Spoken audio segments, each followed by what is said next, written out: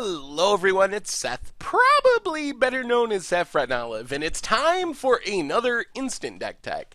So as you know, Wednesdays are wildcard Wednesdays here in Against the Odds Land, and that means that today we're going to be heading to Legacy to check out a super sweet tribal deck.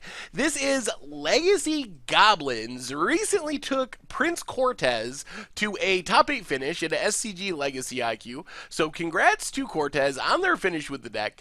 A quick reminder before we break it all down, if you enjoy this deck and you want to see it made into videos, take a minute, click the like button, the subscribe button, leave a comment, anything you can do to support your deck, because whichever deck is most popular gets a shot at being made into videos next week. So first off, Legacy Goblins is an Ether Vial deck, and much like the deck we talked about Monday, the black-white deck in Modern, Ether Vial does a bunch of things in this deck. Most obviously, it lets the deck cheat on mana, put creatures into play at instant speed, avoiding counter spells, all that kind of stuff. But, most importantly, it allows you to use your lands for different things. The deck, maybe the most powerful card in it, is Rishadan Port, which lets you pay 1 and tap it to tap a land. So, what you want to be doing is getting your Vial down, vialing Goblins into play so you don't have to spend your mana, then you spend your mana tapping down your opponent's lands on their upkeep, which makes it really hard for them to do anything. If they happen to have lands slip through, you can always wasteland them, so you kind of deny your opponent their resources, but you're still advancing your board because you can vial your Goblins into play. So what are we vialing into play?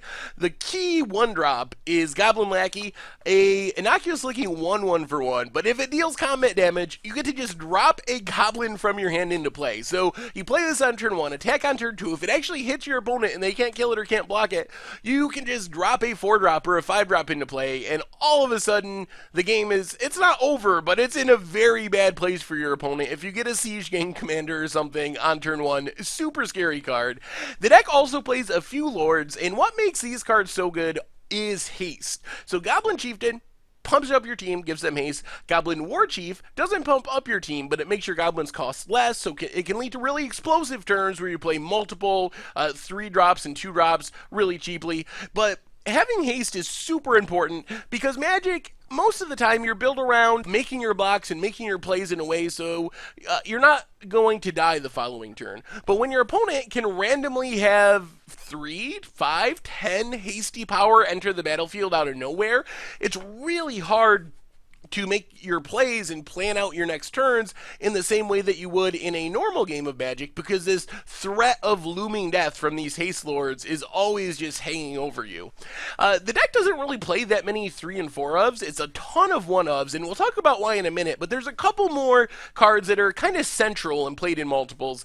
Goblin Ringleader is a huge card advantage engine. The deck plays 33 Goblin cards, so when this enters the battlefield, typically you're at least drawing 2 cards, maybe even more than that if you get a bit lucky. So it's a 2/2 for 4 that comes along with a couple cards. Really powerful. Helps make Goblins one of the best card advantage decks. As weird as that sounds for a tribal, somewhat aggressive strategy, Goblins really is one of the best card advantage decks in all of Legacy. And then Pile Driver, just a massive beater. Often can attack for 12, 14 because you have so many Goblins around. And then the reason the deck can get by with so many 1-ofs is because it plays one more 4-of, and that's Goblin Matron, a 3-mana 1/1 that lets you just tutor a Goblin from your hand, or from your library into your hand when it enters the battlefield. So since you have this Goblin Matron to tutor up whatever you want, you get to play a ton of silver bullets. Hopefully you won't draw them in the matchups where they're bad, but then in the matchups where they're awesome, you search them up with Goblin Matron and they likely win you the game. So what are these tutor targets? Gem Palm Incinerator is a crazy removal spell. Sting Squirter can bounce a Grizzlebrand or an Emrakul, buy a little bit of time. Sharpshooter can combo off and win the game in some matchups. Pings a creature or player, but when a creature dies, you get to untap it. And then you have Skirk Prospector, which is a 1-mana 1/1 that lets you sack a Goblin to add a mana. So if you get both of those together, you can just kind of sack out your board, and for each creature you sack, you get to ping your opponent, so you can deal 8, 10, 12 damage, because the deck can make a lot of Goblins in the long run. Gets around things like Ensnaring Bridge and other creature hate that can be a problem. And then we have Earwig Squad, hates on combo decks, lets you strip 3 things out of your opponent's library if you prowl it in. Tuk Tuk Scrapper kills an artifact. Again, then high variance, some matchups your opponent won't have any artifacts, other matchups your opponent has an ensnaring bridge, and you're going to be super thankful you can kill it.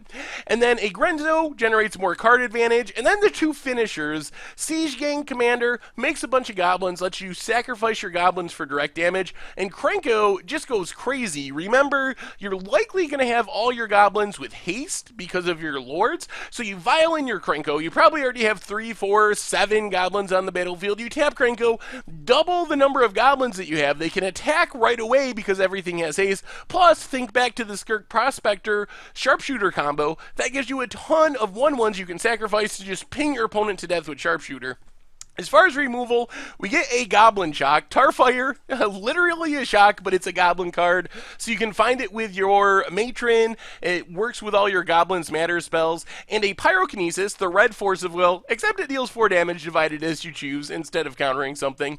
In the mana base, Cavern of Souls fights against Force of Will, some fetch lands and mountains, and then 2 dual lands, a Badlands and a Plateau. Badlands matters with Grenzo and Earwig Squad. Plateau is for some powerful sideboard options like Rest in Peace to fight graveyard decks like Dredge, Thalia to slow down opponents who are storming off or playing a lot of spells, Wear Tear to take and kill an artifact or an enchantment, or both, another 2/2 scrapper, and then we have Surgical Extraction as additional graveyard hate, 2 copies of Gem Palm Incinerator, and a single Pyrokinesis for more removal when the situation calls for it. And that is Legacy Goblins, and that's been our Instant Deck Tech for today, so thank you very much for watching. I hope you enjoyed the video, and I will talk to you soon.